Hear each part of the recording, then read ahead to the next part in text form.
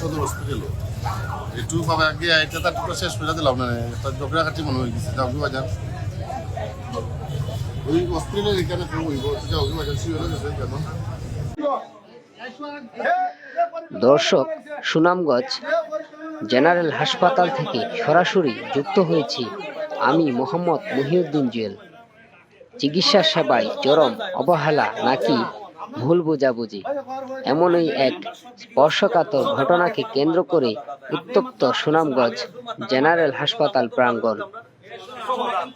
Sunamganj general হাসপাতালে caesarean অপারেশনের মাধ্যমে জন্ম নেওয়া এক নিষ্পাপ নবজাতকের গলা কেটে ফেলার অভিযোগ উঠেছে দায়িত্বরত চিকিৎসক ডাক্তার অতুল কুমার মিন্টুর বিরুদ্ধে।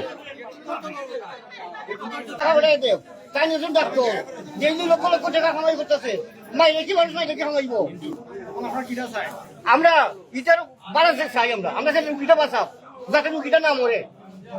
আমার বাচ্চা শিশুটা আমরা শোনার পরে আসছি, আমারই আত্মীয় আমারে বলছে যে শিশুটা জন্মের পরে তা দেখার পরে দেখে যে গলার এখানের মধ্যে মানে কাঁটাটা এখান থেকে অনেকটুক জায়গা পরে আমি আসার পরে ডাক্তার সাহেব জিজ্ঞাসা করলাম, ডাক্তার সাহেব এটা ভিন্ন খাতে নিতে চেষ্টা করছে, এটা জন্মগত একটা সমস্যা, কিন্তু আমরা নিজেকে দেখলাম না এটা জন্মগত সমস্যা না।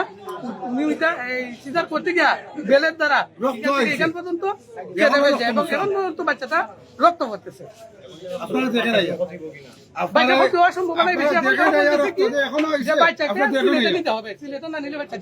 এখন তারা বলতেছে যে এখন আপনারা সিলেট নিয়ে যান, আমরা সিজার কয়টার দিকে 6টার দিকে সন্ধ্যা 6টা। এখন হ্যাঁ এখন এখনো ব্লাড যায়, তারা মুছতেছে, সিস্টাররা মুছা এই রক্তগুলা তারা এই সহাইতেছে, ব্লিডিং হচ্ছে। আমার কথা হইলে যে আমার রুগীরে প্রথম আমরা দেখছি, দেখার পরে গলায় গেলে কাটা ডাক্তারে তাই হলো, ডাক্তারে তাই করার বলছে ডাক্তারে হয় যে এটা জন্মগত। আমরা বললাম জন্মগত হলে তো রক্ত হওয়ার কথা না।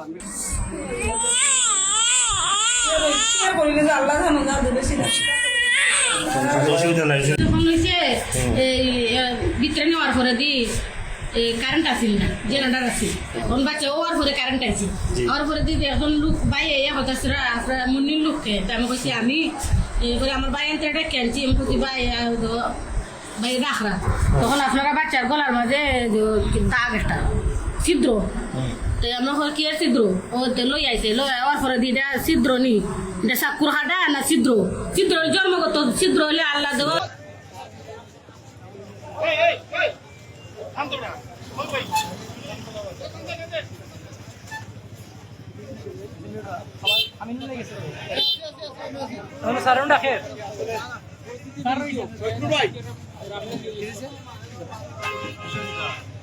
আপনারা সরেন, আর লাগবে না এদিকে।